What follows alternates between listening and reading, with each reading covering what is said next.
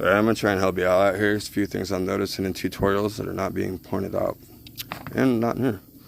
First thing is, if you have a quick disconnect, you're going to have to take this off so that way you can screw that on there. You do want to empty your tank before you take this off, otherwise you'll have a projectile. After you take it off, you skip the step that I did, which is don't put pipe thread on it and then have to take it off and redo it. So don't do that. Just put pipe thread on it, screw it in there. Tighten it down with a wrench here, You're good to go as far as that's concerned. Next step would be, firstly, you don't even have to take off your tire. You can just set down cardboard or use a creeper. Either one, save yourself a little trouble, especially if you're doing all 4 tires.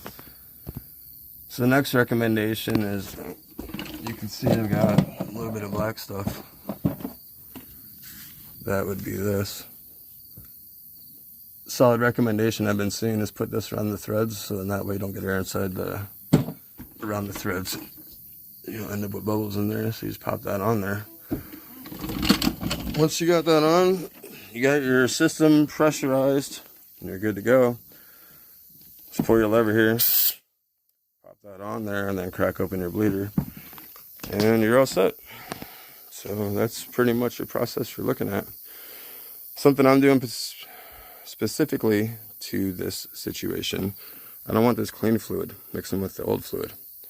After I used this and looked at the old fluid is pretty awful. Not to mention, the reason I'm doing this is because I've previously known that you could use brake fluid. If you happen to need a little power steering fluid and you're low, my understanding has been that you could do that. You could use a little bit of this in there because they're both hydraulic. This one's just a little thicker, and you don't want to use just this because that'll mess up your power steering system. However, I did not know that you can't use that in here. That'll compress to a significantly different degree, and it will cause it to not have brakes. So you do not want to use power steering fluid in here.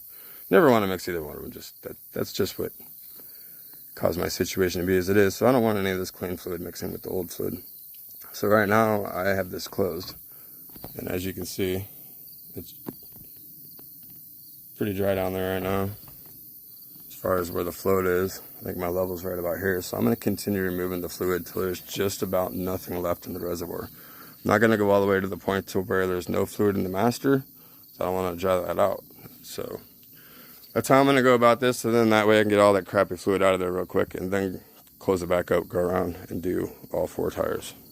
So that's my approach to the process. Hopefully you find this helpful. Well wishes.